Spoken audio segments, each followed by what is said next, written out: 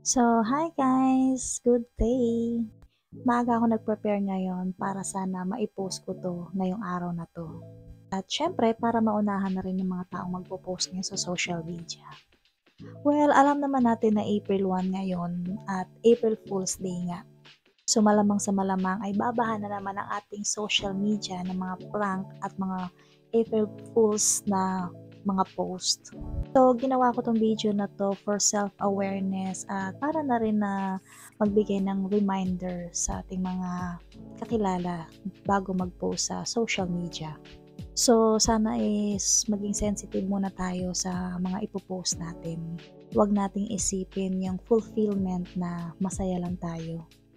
So, nakikita ko kasi at commonly na pino-post nga sa social media na ginagamit na pang-prank or pang April Fool's Day na post is yung positive na pregnancy test. Yes, na kesyo ang haba-haba ng caption nila na nabuntis sila, blessing yon, hindi sinasadya pero blessing pa rin, ganun. So yun nga, going back, hindi talaga siya nakakatuwa. Bakit? Kasi imaginein mo, ang haba-haba ng kinaption mo, ang haba-haba ng sinabi mo na masaya ka ng araw na yan. Tapos yung ending is prank lang pala.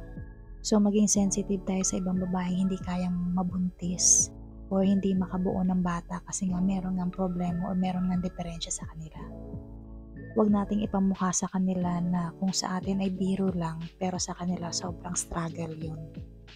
Kumbaga, hindi lahat ng babae nabibiyayaan ng ganyang blessings. Kaya sana wag nating gawing biro yan. Second thing naman is yung mga post naman na nag-propose na or yung mga nag-propose na kuno eme yung mga jowa nila. Tapos ang ending, prank pa rin. Imagine ninyong maraming babaeng gustong-gustong maka-receive ng proposal. Imagine niyo yung mga babaeng asang-asang makakasalan sila kasi mahaba na yung naging relasyon nila, naging maganda yung foundation nila. Pero ang ending, hindi pala sila kayang pakasalan ng mga jowa nila. Alam mo yung halos kalahati ng buhay nila, in-spend nila dun sa taong yun. Pero ang ending pala ay hindi pala sila kayang pakasalan at hindi nila kayang maka-receive ng mga ganong klaseng proposal. Yung parang pinagsilbihan mo na siya lahat-lahat pero ang ending hindi pala ikaw yung pakakasalan niya. O di ba parang sobrang sakit nun. Parang sa atin binibiro-biro lang natin yung proposal pero sa iba pangarap yan. And last thing na nakita ko rin sa isa sa mga ginagamit na pang-prank is yung magme-message sa jowa nila na makikipaghiwalay sila. Imaginein mo na walang kamalay-malay yung taong minessage mo ng ganun. Kasi nga gusto mo lang ma-fulfill yung April Fool's Day nga.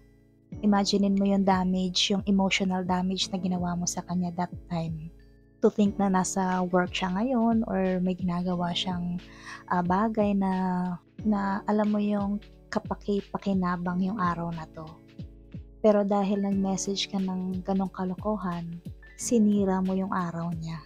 Pinag-overthink mo siya ng malala na pwedeng maging lamat sa relasyon nyo. What if pala na bad trip pala tong minessage nyo? Tapos tinutuo nga yung break up, yung prank-prank mo, di ba? So, sino ngayon ang natalo? Di ikaw, na ang gusto mo lang naman ay ma-fulfill tong April Fool's Day nga. Kaso nga nag-epic fail nga.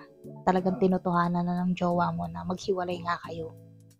Kaya guys, dapat maging responsible tayo sa mga ginagamit nating words kasi alam nyo minsan yan yung nagpapa-attract sa atin eh.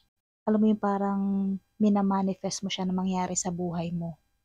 Hindi natin alam na may mga nakikinig na demonyo dyan sa gilid natin. Tapos i-pursue niya nga yung mga pinagsasabi natin at gawin nga siyang makatotohanan sa buhay natin, di ba? What if kaya na ang gawin na lang natin is instead na yung mga ganyang negative na mga prank-prank eme na yan is yung mga positive na lang. Like kunwari nanalo ako sa loto, o kaya nanalo ako ng kotse, o kaya naman is i-deliver na yung kotse yung binili ko, o kaya naman ay na-promote ako sa work with 6 digits na sweldo, o di ba? Para if ever naman na mag-manifest siya back sa atin is positive, di ba? Although wala naman akong pakialam kahit ano pang i-post nyo. Kasi sasabihin niya naman pakialamera ako masyado. Pero kasi ang OA, promise ang OA talaga sa mga ganyang post na 'yan. Tsaka buti sana kung hindi na siya gasgas, alam mo yung parang ikaw lang yung gumawa nun. Tsaka masyadong halata na prank siya. Tsaka hello, 2024 na, maging responsible na tayo, maging matured na tayo sa mga bagay-bagay sa paligid 'no, na hindi porket uso, eh, gagayahin na natin. Minsan kasi parang sapatos lang 'yan, gusto natin pero hindi nagfi-fit sa'tin. So yun nga 'di ba, think before you click nga. Maging responsableng mamamayan sana tayo. Life is too short kaya positive vibes lang. At siyempre, piliin nating magpasaya ng kapwa in a nice way. So, yun lang. Thank you sa panonood.